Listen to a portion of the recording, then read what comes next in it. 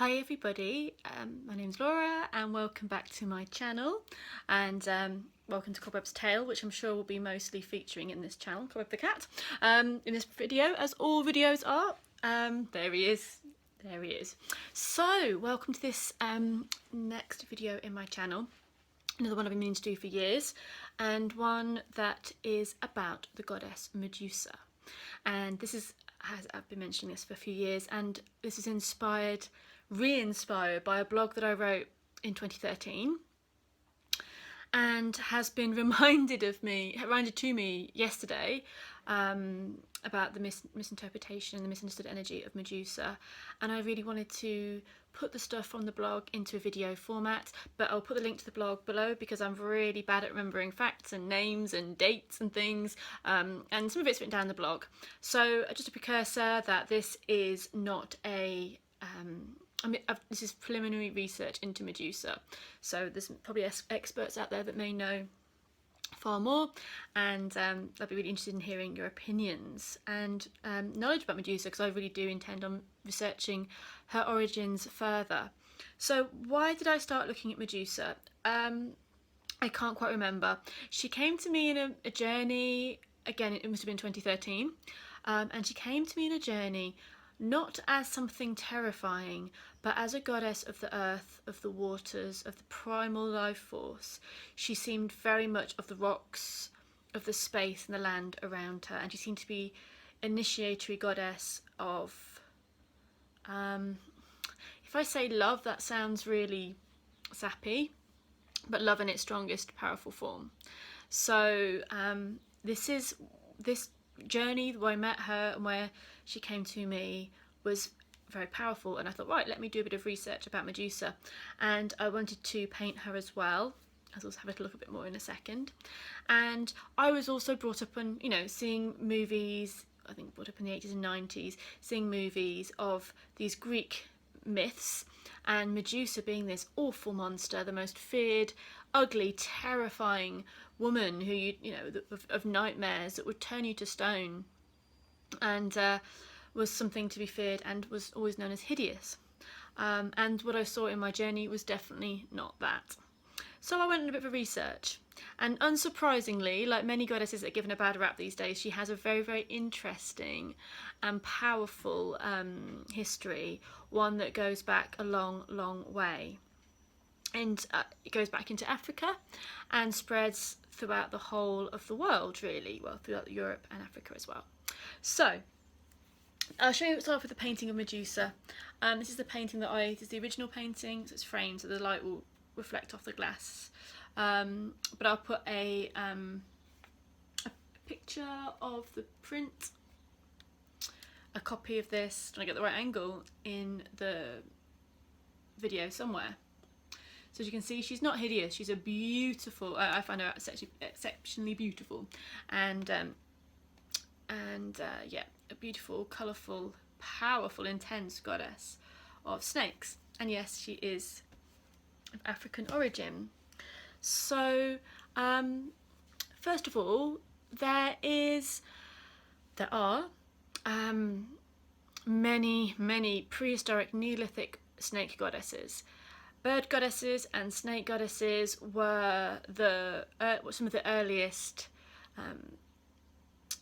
worshipped goddesses. Definitely the sort of the statues that are created show signs of goddesses being snake goddesses and bird goddesses. So these were the symbols of the early goddesses. Snakes are hugely symbolic. We all know that. They shed their skin. I brought it over. I thought I'd forgotten it for a second. I brought this shed snake skin here. No, Cobweb, you can't have the shed snake skin. The shed snake skin's not for you. No, it's not. But yes, this is some shed snake skin. I'll put this down before Cobweb eats it.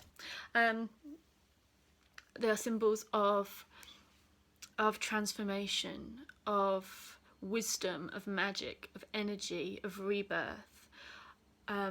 So when you work with snake energy, they do have the powers to kill, they have the powers to heal, they are the powers of transformation.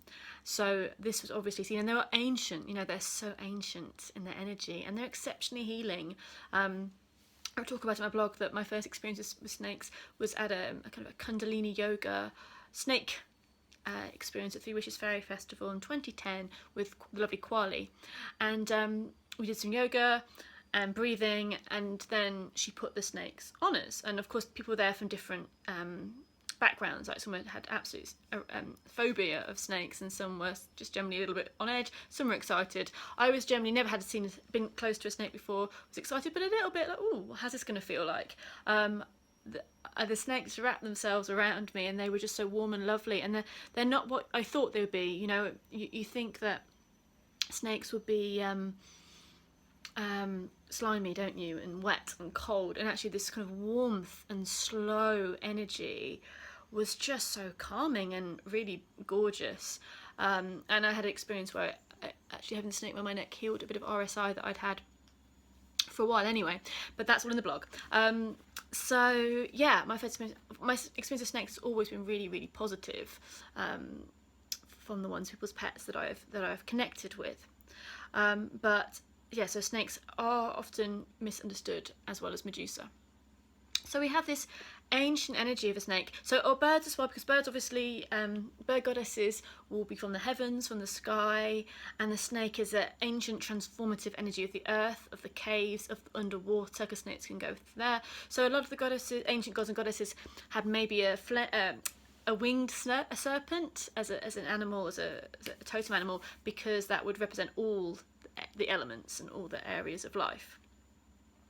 So this is an ancient thing, and Medusa is one of the serpent goddesses, I feel, and she was, in that way, she was not feared, because these goddesses of life and of death and of rebirth, they held the keys to our transformation, our healings, our experiences which changed and made us and took us to the next life, or to whatever we believed happened after we died, and allowed us to shed our skin and transform. But you know, they wouldn't have been goddesses you took lightly. They wouldn't have been fluffy, as few were. So the origins of Medusa are, from what I found from my preliminary research, are from Egypt and Libya. So we're going back a long way. And I'm just going to go over to my notes, because I'm a terror with details. I very rarely have notes, so it's a miracle. So, she was thought to be part of the triad of moon goddesses collectively called Anatha. And this is in Libya and Egypt. And in this trinity of goddesses, Medusa represents the dark moon aspect of the goddess. All triple goddesses, I could do another video on triple goddesses if you'd like, but triple goddesses can be maiden, mother, crone, aspects of womanhood and life, but also aspects of the moon phases, and they kind of link as womanhood. So Medusa is the dark moon aspect, and Anatha's maiden new moon aspect is called Athene. Hold that thought, everybody. Athene. She sounds familiar, doesn't she? We'll come back to that. And the full moon mother aspect is called Metis. So this was a triple moon goddess, in which Medusa represents the dark goddess, the dark moon, the endings, the transformation energy. There's lots of ancient goddesses who had thought of as having snakes for hair. This was not just Medusa. There are other goddesses as well who are goddesses of transformation who were thought to have snakes for hair. Also, how I've taken it in this now, how I've read about her being, is that it's actually the dreadlocks of her hair that it's not snakes, but it's beautiful dreadlocks.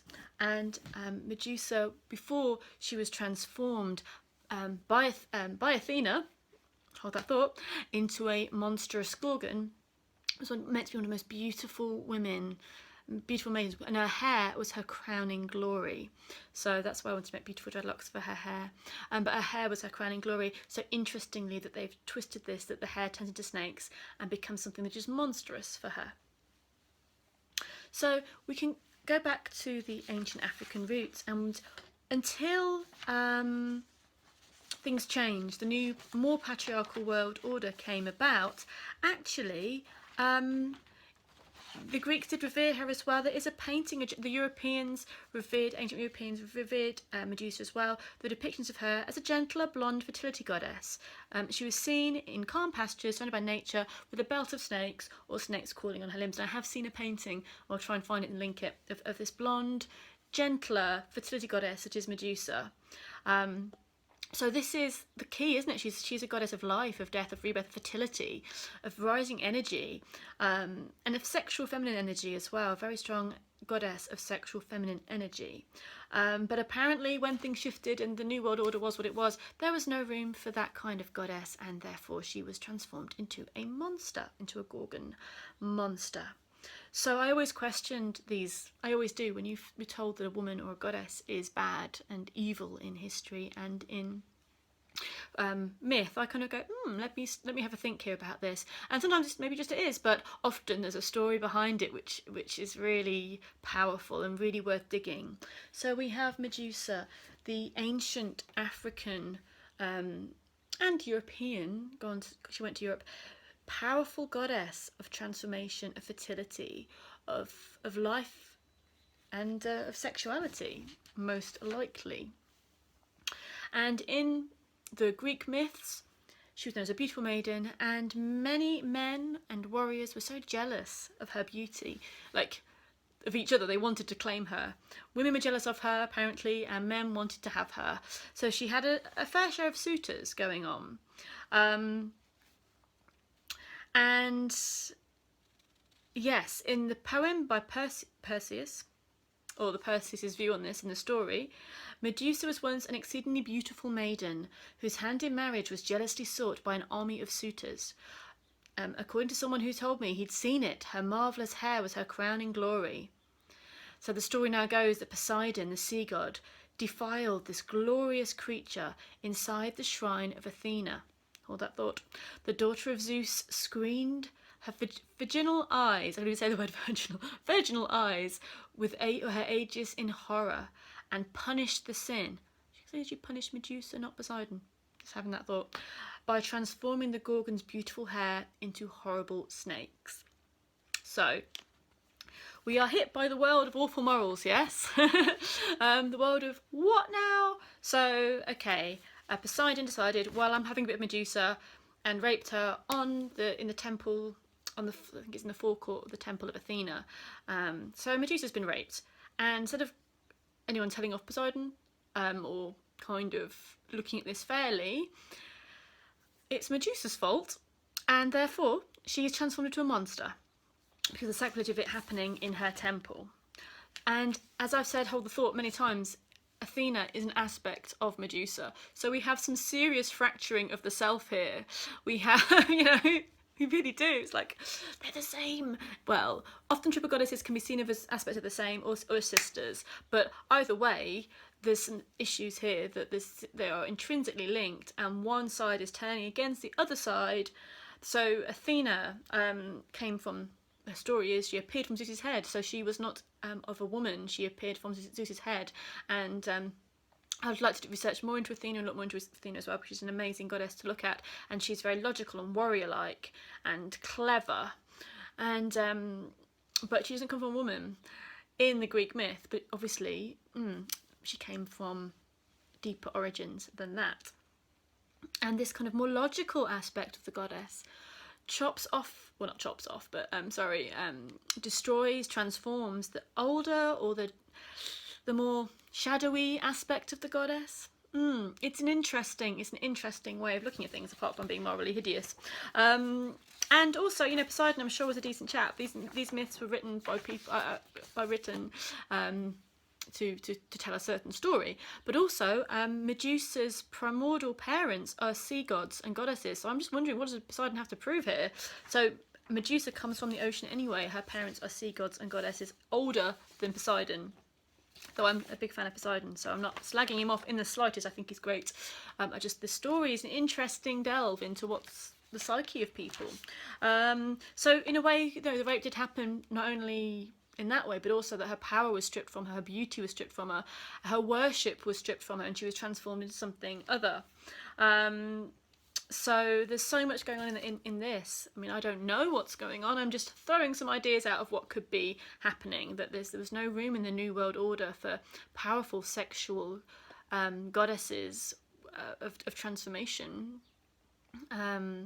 And from what spurred this video and me bringing the blogs out again is a conversation on Facebook yesterday with Thomas Sheridan, and I've really liked his perspective that first of all, we've got Medusa being this very beautiful goddess and snaky and hot and sexual and fertile and ancient, and with one look she could turn men to stone.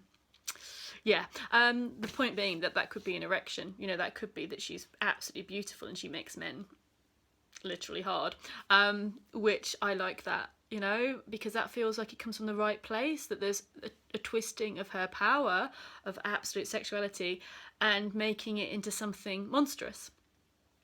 So the myth goes on that Perseus, our hero, cuts off the head of Medusa by shielding from, because if she looks at you, she'll turn you to stone or give you a hard on, whichever way you want to see it.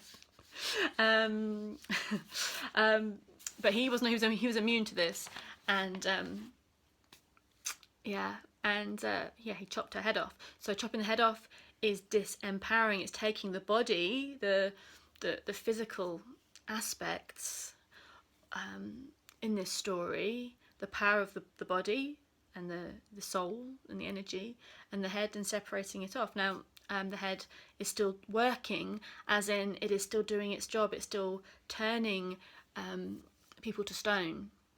So Perseus is using this as a weapon against his enemies.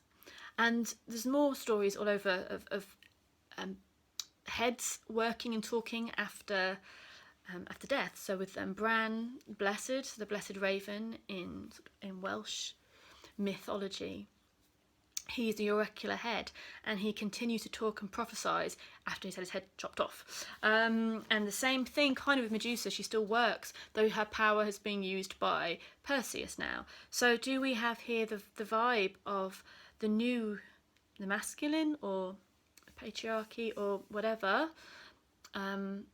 taking the head off the old powers and using them for their own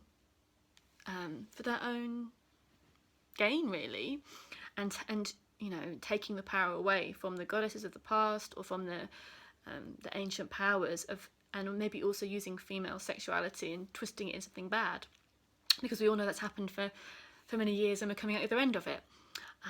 And what I want, my whole thing is harmony between the masculine and feminine. So I'm all for masculine and I'm all for feminine, and I just want the harmony between the two.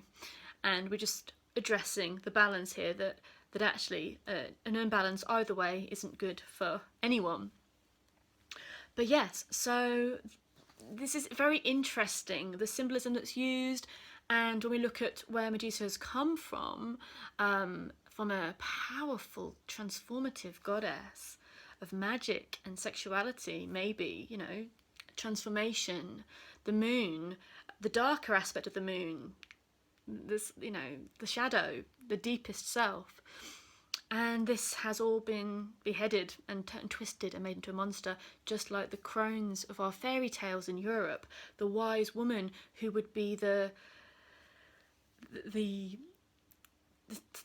psychopomp, really, the taker of the souls. When we get old and we are walking between the worlds, all this wisdom of the crone, and crone means crown, because to have the shining energy of life makes your radiant brow a radiant crown on your head. So the crone and the older woman was the grandmother, was the archetype of absolute divinity, absolute, wisdom. And this was transformed into the old hag, the witch, that's to be feared or mad or to be ignored, which I still don't think we've saved ourselves from, really. So we have this crone aspect, this darker aspect, and it's been disfigured for so long that we're still kind of wrapped up in the webs and the myths. And it's kind of time to untangle a little bit and to have a resurgence of love and reconstructing the myth of the crone and the darker goddess as not something feared and terrible, but something that's part of our life. We really better look at it. But yes, so there is all this, well, what did I have? This is a really lovely quote, and this may need more research for sure, because it's off the internet, so who knows. But from her Libyan and Egyptian roots, there is an ancient African inscription for Anatha, for Medusa, as part of this moon goddess. And I want to say this because I really like, this is what is meant to be the message of Medusa in this form. I have come from myself. I am all that has been and all that will be, and no mortal has yet been able to lift the veil that covers me. Say again. I have come from myself. I am all that has been and all that will be, and no mortal has yet been able to lift the veil that covers me. So, yes, beautiful and powerful, and no mortal has yet been able to lift the veil that covers me. So the mask of Medusa, looking into our eyes, can turn you to stone, uncovering something you're not ready to uncover, the uninitiated or the unworthy approaching the goddess, turning to stone. And we could look at petrification as well, energy of this. It's all very linked there, and it all feels very apt and raw in a way, that if you're not ready to see this, if you haven't prepared yourself to remove the mask of Medusa, is to maybe to have that breakdown, that death, that petrification, being petrified, being terrified, that we can't cope maybe with some aspects of the goddess and some aspects of life that are not for us to gaze upon. So that turning to stone could have been this very powerful initiatory process, that to connect with this powerful being was such a sacred process that it needed really powerful and dedicated self-work, and not just to charge in. So maybe this old myth of people that weren't ready to work with Medusa or to connect with Medusa, or to, oh, sorry, cobweb, not to one head them. Maybe something happened to them. But whether it is turning to stone in any way we're looking at it here in this, I hope you'll find there's a lot more to Medusa than you maybe originally thought, and that she comes from a very powerful line of goddesses, and her sister is Athena, or Athena is part of her, and there are aspects of the same powerful goddess. And how this has been how this is transformed and they've turned against each other is maybe a crime against the goddess, and to maybe reunite them in some way could be quite a powerful thing to think about. But whatever you think about Medusa, I hope this has shown you a little bit more about her roots, about her power as an ancient snake goddess of transformation. So thank you for watching this video, and she fascinates me, obviously, so I'm going to be looking into this more. There'll be more goddess videos coming soon as well. I feel an Aphrodite one is bubbling up under the surface as well very shortly. And thank you for watching. I'd love to hear from you guys. I'd love to hear your thoughts, your comments, your ideas on Medusa, and many other things as well. So have a lovely day. Thank you for watching my videos. Do subscribe and share with your friends, and the blog with the painting on is linked below. Thank you. Bye.